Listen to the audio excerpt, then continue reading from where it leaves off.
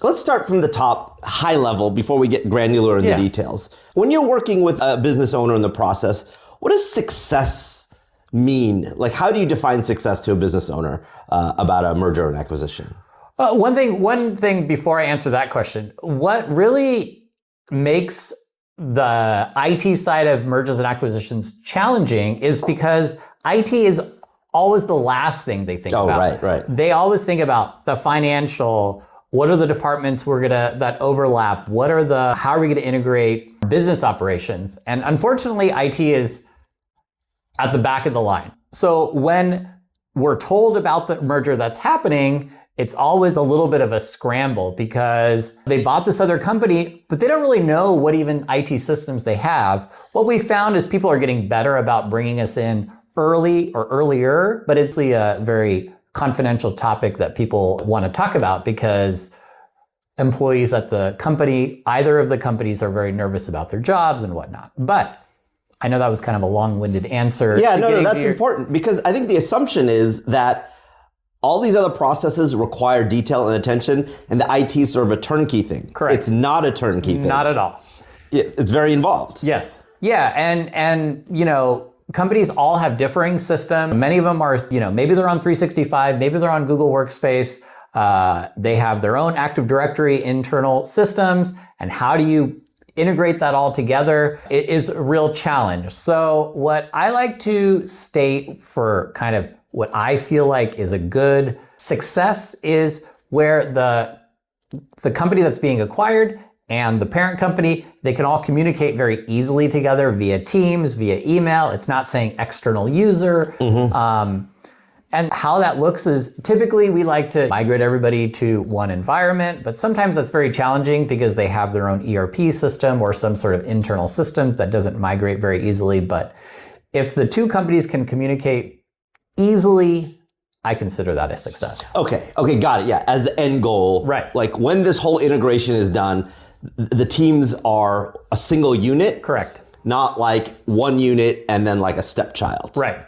We want them to be one family. Absolutely. Okay, so, and that's challenging. It is. There's a lot of challenges to merge into a single unit, single family, that we're gonna talk through a couple of those specific challenges.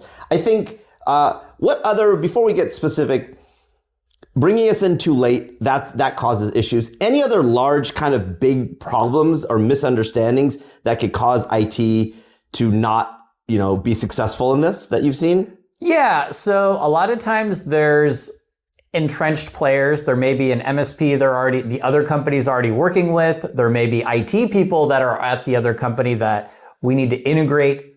So we're not only integrating systems, we're integrating people into the parent company. So who's the boss is always a challenge. Who's the one doing the work on the ground? Who is making the decisions? I mean, those are all challenging things because the company that we're acquiring, they know how this other company works. And, we're guessing if we're representing the company that is the parent company.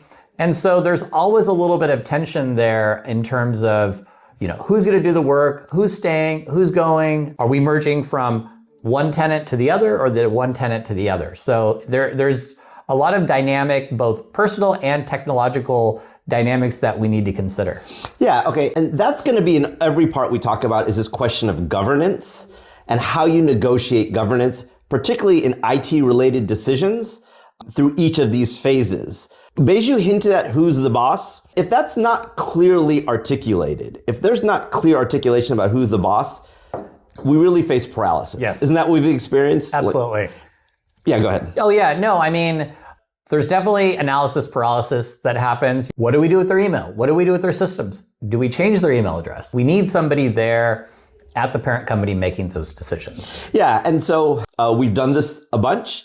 We can make this process fair for both sides. We can make it harmonious. We're like mediators. We can make it harmonious. So if you're at the initial stages of a merger or acquisition, send us an email, go to our website, give us a call. We're happy to help you with that. We're going to talk next in the next section about governance and then IT due diligence.